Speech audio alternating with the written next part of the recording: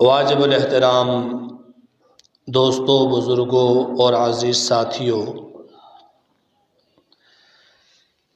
گزشتہ تقریباً 3 جمعوں سے آپ کے سامنے اطاعت رسول صلی اللہ علیہ وسلم پر بات ہو رہی تھی۔ یہ موضوع چل رہا تھا کہ محبت اور اطاعت لازم ملزوم ہیں۔ محبت انسان کو اطاعت پر مجبور نہ کرے تو اسے محبت نہیں کہتے۔ قرآن پاک میں اللہ تعالیٰ اپنی محبت کو ذکر کرتے ہوئے ارشاد فرماتے ہیں، والذین آمنوا اشد حبا للہ۔ وہ لوگ جو ایمان والے ہیں، جن کے رگ و پے میں ایمان بس چکا ہے، جن کے دلوں میں ایمان گھر کر چکا ہے، تو وہ اشد حبا للہ، وہ اللہ سے بہت شدید محبت کرتے ہیں۔ کیسے محبت کرتے ہیں اللہ سے؟ کہ وہ اللہ سے ڈرتے ہیں، وہ اللہ کی ناراضگی سے ڈرتے ہیں۔ وہ تنہائی میں ہوں، وہ خلوت میں ہوں، وہ جلوت میں ہوں، وہ اکیلے ہوں یا محفل میں ہوں، اللہ کا حکم نہیں توڑتے۔ وہ راتوں کو جاگتے ہیں، اپنے پہلوؤں کو اپنے بستر سے دور رکھتے ہیں، اللہ کی محبت کی وجہ سے، اللہ سے ملنے کے اشتیاق کی وجہ سے۔ پھر ان پر نماز بھاری نہیں ہوتی، ان پر تلاوت قرآن بھاری نہیں ہوتی، ان پر عبادت بھاری نہیں ہوتی، بلکہ اللہ کی محبت کی وجہ سے ان کی عبادات اللہ جل جلالہ کی رضا کا ذریعہ بن جاتی ہیں، اور پھر وہ اللہ سے محبت کرنے والے عبادت میں حلاوت پاتے ہیں، مٹھاس پاتے ہیں۔ ان کے لیے وہ بوجھ نہیں ہوتی، وہ ہر وقت تڑپتے رہتے ہیں کہ اللہ جل جلالہ کے سامنے ہم سر جھکا دیں۔ نماز کا وقت ہے تو نماز کے وقت میں، کوئی اور ایسا وقت ہے تو اللہ کے ذکر میں، رات کی تنہائی اور تاریکی ہے، نیند کو چھوڑ کر اللہ کے حضور پہنچ جائیں، تو یہ اللہ کی محبت کی علامت ہے۔ والذین آمنوا اشد حبا للہ، ایمان والے اللہ سے محبت کرتے ہیں۔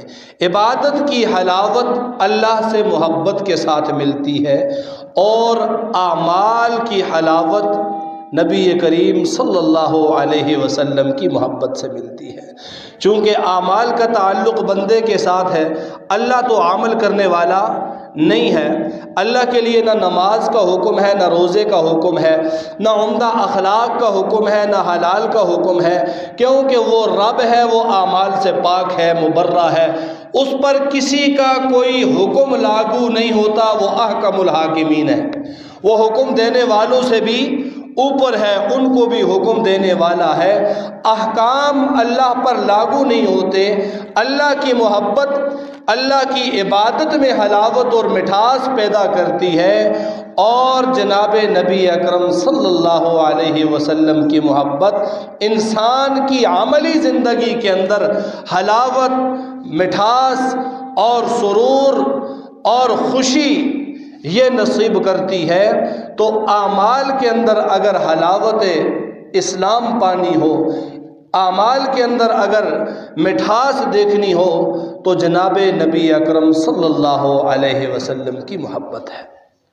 اور جب یہ محبت انسان کے دل میں سما جائے، صحیح معنوں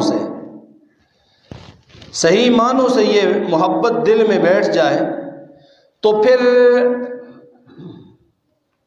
چھوٹے موٹے اعمال تو دور کی بات، انسان اپنی جان بھی اللہ کے راستے میں قربان کرنے سے دریغ نہیں کرتا ہے۔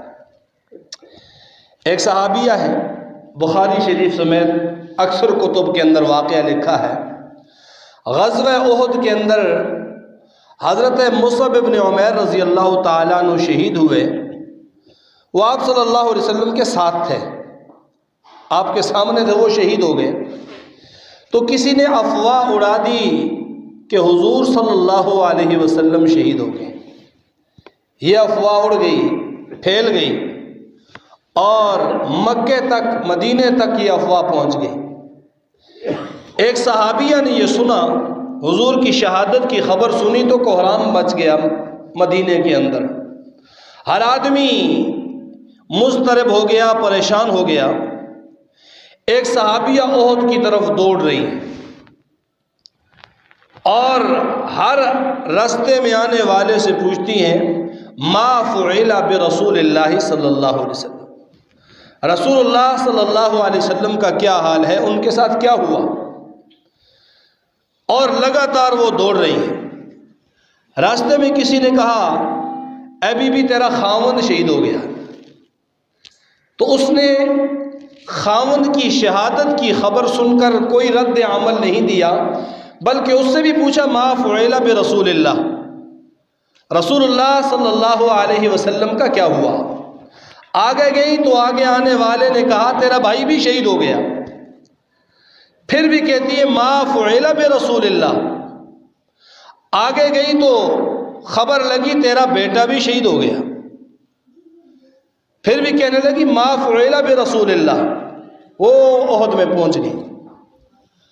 اب وہاں جا کر جب پوچھا تو کہا حضور صلی اللہ علیہ وسلم صحیح سلامت ہیں، جھوٹی افواہ تھی، جھوٹی خبر تھی جو دشمنوں نے پھیلا دی تھی حضور کی شہادت کی، حضور بالکل بخیریت و عافیت ہیں۔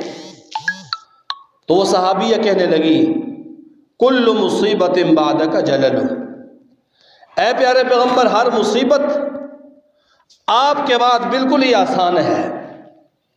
سب سے بڑا دکھ اور تکلیف یہ تھی کہ آپ دنیا سے چلے گئے، آپ حیات ہیں تو نہ باپ کی پرواہ ہے، نہ بیٹے کی پرواہ ہے، نہ بھائی کی پرواہ ہے۔ اب آپ اس سے اندازہ لگائیں اس محبت کا، باپ ہے، بیٹا ہے اور خاوند ہے، بھائی ہے، یہ چار سہارے ہوتے ہیں ایک عورت کے دنیا میں، اور اس اللہ کی بندی کے دل کے اندر اللہ کے رسول کی اتنی محبت ہے کہ نہ باپ کی شہادت پر رد عمل دیا، نہ بیٹے کی، نہ خاوند کی اور نہ بھائی کی۔ سارے سہارے ٹوٹ گئے، لیکن پوچھ رہی ہیں ما فعل برسول اللہ صلی اللہ علیہ وسلم، رسول اللہ صلی اللہ علیہ وسلم کے ساتھ کیا ہوا؟ اور اس طرح کے بیسیوں واقعات احادیث کی کتابوں میں ہیں کہ نبی کریم صلی اللہ علیہ وسلم پر اپنا تن من دھن قربان کرنے کے لیے صحابہ بیتاب ہوتے تھے۔ ایک صحابی رسول ہیں مصعب بن سنان رومی، یہ روم سے ہجرت کر کے آئے تھے مکہ میں۔ مصعب بن سنان رومی روم سے ہجرت کر کے مکہ میں آئے، محنتی تھے، انہوں نے محنت کی، مال و دولت بڑا کما لیا، مکہ کے مشہور کاروباری بن گئے۔ جب ہجرت مدینہ کا حکم ہوا، صحابہ کرام ہجرت کر کے مدینہ جانے لگے۔ حضور صلی اللہ علیہ وسلم تو آخر میں تشریف لے گئے تھے، تو حضرت مصعب بن سنان نے بھی اپنا سارا کاروبار سمیٹا اور سمیٹ کر مدینے ہجرت کرنے کے لیے نکل گئے۔ اور کوئی تھوڑا سامان نہیں تھا ان کے پاس، بڑے تاجر تھے۔ کوئی ادھر بیچا، بیچ بٹا کے جو درہم دینار حاصل ہوئے گٹھڑی باندھی، اونٹ پر رکھے اور مدینے سے جانے لگے۔ ابو جہل نے راستہ روک لیا، کہا مصعب تجھے ہم نہیں جانے دیں گے،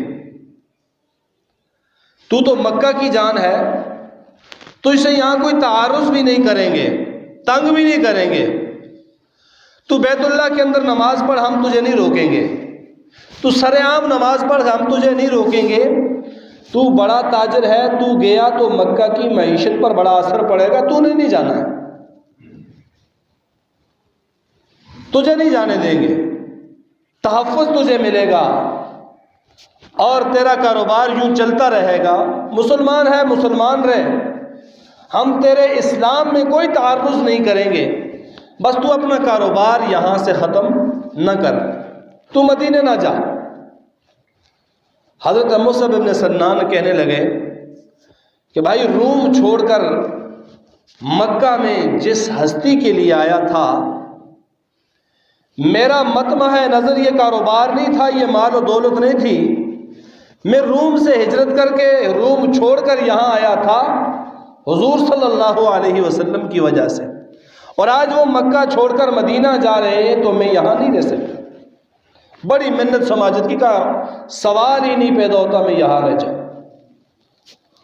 اب تک ابو جہل منتیں کر رہا تھا، اور جب نہیں مانے تو اس نے اپنی تلوار یہاں رکھ دی، مصعب بن سنان کے یہاں تلوار رکھ دی، کہا تو روم سے آیا تھا، خالی ہاتھ تھا، یہ سارا مال تو نے یہاں مکے میں کمایا ہے، یہ تو نہیں لے جانے دیں گے۔ مصعب کہنے لگے تلوار پیچھے کر، اپنا مدعا اور مقصد بتا۔ کہا یہ مال نہیں لے جانے دیں گے تجھے، یہاں رہ جا، مال تیرا، کوئی تعرض تجھ سے نہیں ہوگا، لیکن یہاں مکے میں کی ہوئی کمائی ہم تجھے نہیں لے جانے دیں گے۔ انہوں نے کہا اچھا اتنی بات ہے، سارا مال اتارا، جتنے درہم دینار تھے، کہا لے جاؤ، میں نے نہیں رہنا یہاں پر، لے جاؤ۔ حتیٰ کہ شارحین نے لکھا ہے کہ جس اونٹ پر سوار تھے اس اونٹ کا کجاوا بھی انہوں نے اتار لیا، اور یہ ہنسی خوشی دے کر چلے گئے، سب کچھ دے کر چلے گئے۔ اور جب وہاں مدینے میں بارگاہ رسالت میں پہنچے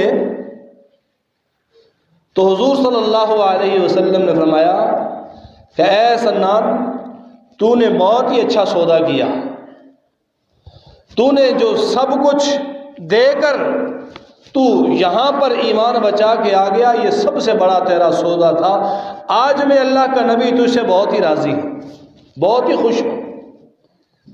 تو ایسی ہوتی ہے محبت، جب انسان کے اندر آ جائے تو پھر کوئی بھی چیز اس کے سامنے تعارض نہیں کر سکتی، اسے روک نہیں سکتی اعمال سے۔ 20 واقعات ہیں صحابہ کرام کے، اور وجہ کیا تھی کہ ان کی جو محبت تھی حضور صلی اللہ علیہ وسلم کے ساتھ، وہ محبت دلی تھی، محبت جو انہوں نے اپنائی ہوئی تھی، ان کے دلوں کے اندر وہ محبت رچ بس چکی تھی، کسی اور چیز کی گنجائش ہی نہیں تھی وہاں پر۔ یہی وجہ ہے کہ وہ پھر جس میدان میں بھی جاتے تھے، جس جگہ پہ بھی جاتے تھے، وہ اثر دیتے تھے، اثر کسی کا قبول نہیں کرتے تھے، ان سے لوگ اثر لیتے تھے، یہ کسی کا اثر قبول نہیں کرتے تھے۔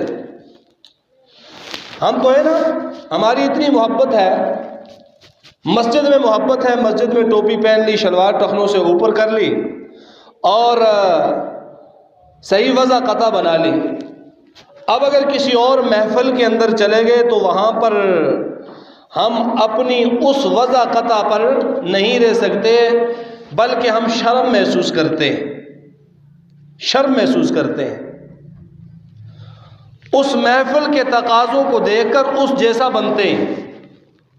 وہاں پر اگر لوگ کھڑے ہو کر کھانا کھا رہے ہیں تو ہم بیٹھتے نہیں ہیں، شرم محسوس کرتے ہیں، نیچے بیٹھیں گے تو یہ لوگ کیا کہیں گے، یہ پینڈو ہے، اسے کوئی پتہ نہیں ہے۔ جھوٹی مسکراہٹ اور ان جیسا لباس پہن کر ہم اسی محفل کا اپنے آپ کو ایسے ظاہر کریں گے کہ ہم تمہارے ہی جیسے۔ صحابہ جہاں جاتے تھے اثر دیتے تھے، اثر قبول نہیں کرتے تھے، کسی کا اثر اپنے اوپر قبول نہیں کرتے تھے، وہ اثر چھوڑ کے جاتے تھے۔ یہی وجہ ہے کہ جہاں پر کوئی صحابی جس ملک میں، جس علاقے میں پہنچا، اکیلا پہنچا تو جم غفیر اس کے ساتھ آ گیا۔ وہ محبت رسول کی عملی نمونے تھے، آج ہم محبت رسول کے صرف زبانی کلامی دعوے کرنے والے ہیں۔ جناب نبی اکرم صلی اللہ علیہ وسلم سے محبت کا دعویٰ بھی بڑی چیز ہے، محبت کا دعویٰ بھی بڑی چیز ہے، محبت کا اظہار بھی بڑی چیز ہے، لیکن آقا علیہ الصلوۃ والسلام کے ساتھ محبت کا عملی ثبوت جو ہے وہ بنیادی چیز ہے۔ ہم آپ کے سامنے حضور صلی اللہ علیہ وسلم کے یہ سارے واقعات بیان کرتے ہیں۔ نبی کریم صلی اللہ علیہ وسلم کے حسن کو لیا جائے، خوبصورتی کو لیا جائے، تو آپ جیسا حسین و جمیل اس کائنات میں نہ پہلے کبھی آیا نہ اب کوئی آ سکتا ہے۔ حضرت حسان بن ثابت کہتے ہیں وَأَحْسَنُ مِنْكَ لَمْ تَرَ قَطُّ عَيْنِي وَأَجْمَلُ مِنْكَ لَمْ تَلِدِ النِّسَاء۔ اے پیارے حبیب، آپ جیسا حسین میری آنکھ نے آج تک نہیں دیکھا، آپ جیسا جمیل کسی ماں نے جنا ہی نہیں ہے۔ خلقت مبرأ من کل عیب، اے پیارے حبیب، آپ کو پیدا کیا گیا ہر عیب سے پاک کر کے۔ کأنک قد خلقت کما تشاء، گویا آپ پیدا ایسے ہوئے جیسے آپ کی چاہت تھی۔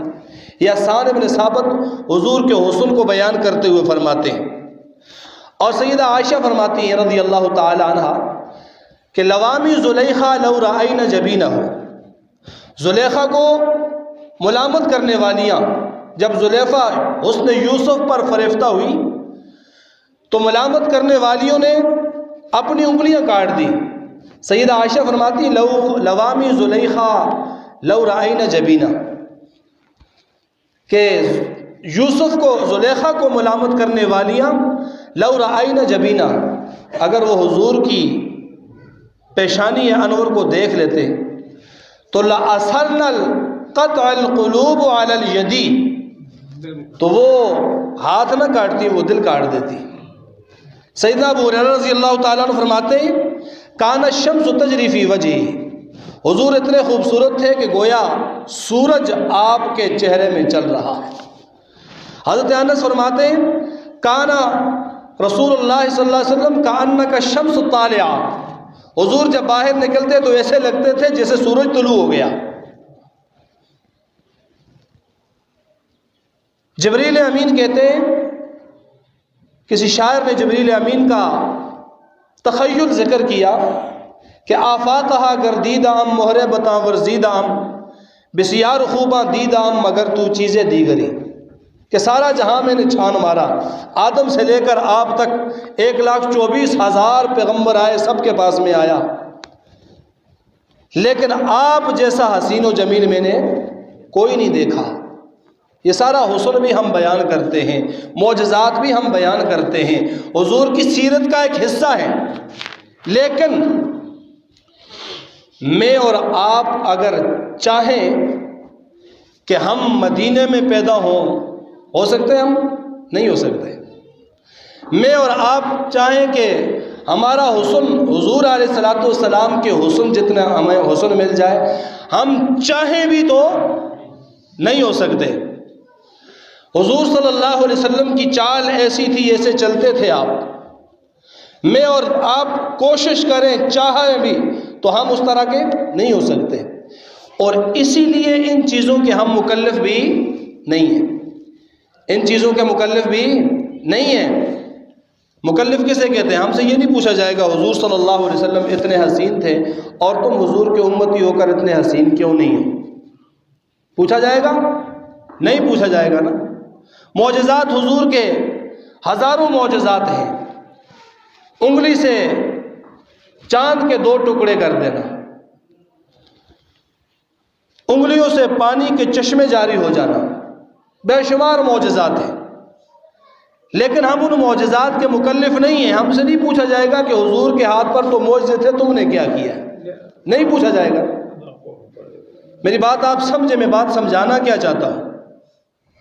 سمجھانا میں یہ چاہتا ہوں کہ حضور صلی اللہ علیہ وسلم کی حیات طیبہ کے اندر، حضور کی مبارک زندگی کے اندر ہم سے کس چیز کی پوچھ ہوگی، اللہ کس چیز کا تقاضا کرتا ہے، قبر میں کس چیز کے متعلق سوال ہوگا، اور آخرت میں جنت ہمیں کیسے ملے گی، کس چیز پر ملے گی۔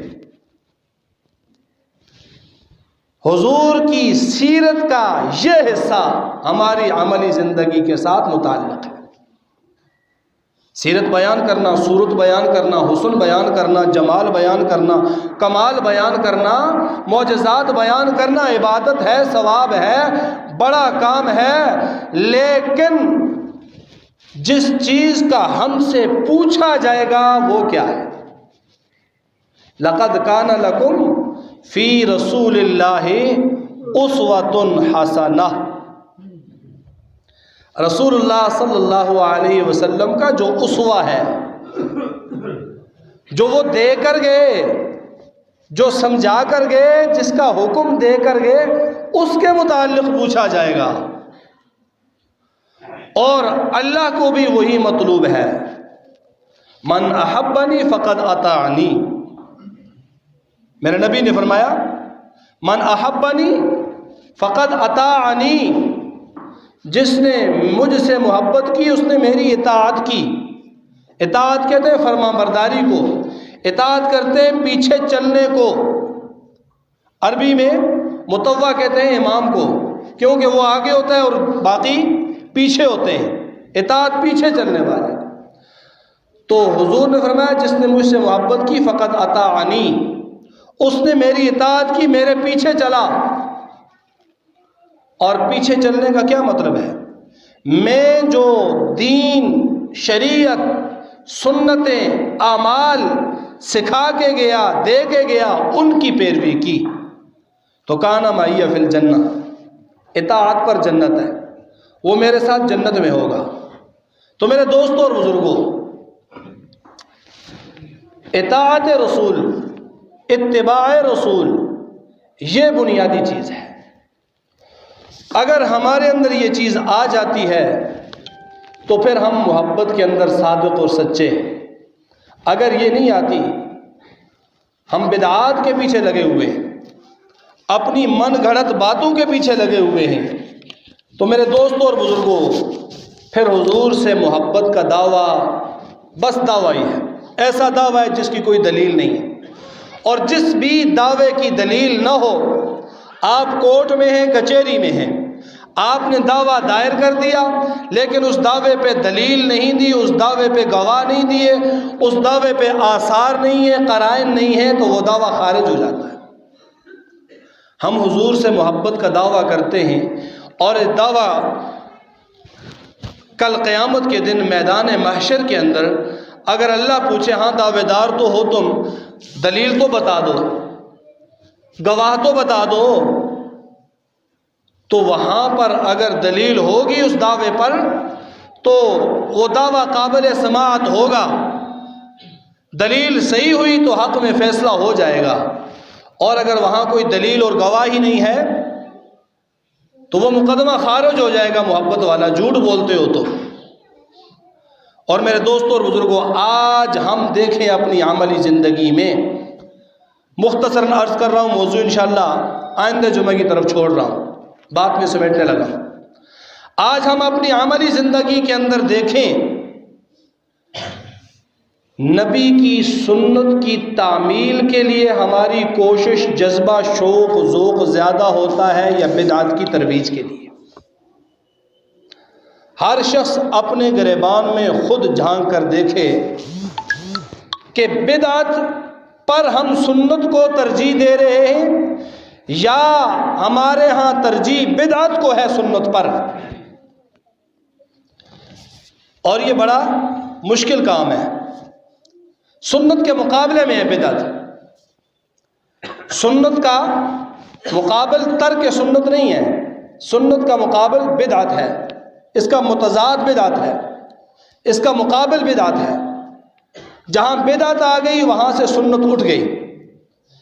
نبی کریم صلی اللہ علیہ وسلم کی بے شمار روایات ہیں، اور اس بدعت سے بچنا ذرا مشکل ہے، ناممکن نہیں ہے۔ وہ میں نے جو ابتدا میں بات کی تھی، دل کے اندر محبت والی، حضور کی محبت اگر دل کے اندر رچ بس چکی ہے صحیح معنوں میں، تو پھر بدعت کا چھوڑنا، بدعت سے بچنا کوئی مشکل نہیں ہے۔ لیکن اگر حضور کی محبت کے ساتھ اوروں کی محبت زیادہ ہے تو پھر بدعت چھوڑنا مشکل ہے، پھر اس سے بچنا بڑا مشکل ہے۔ تو جہاں پر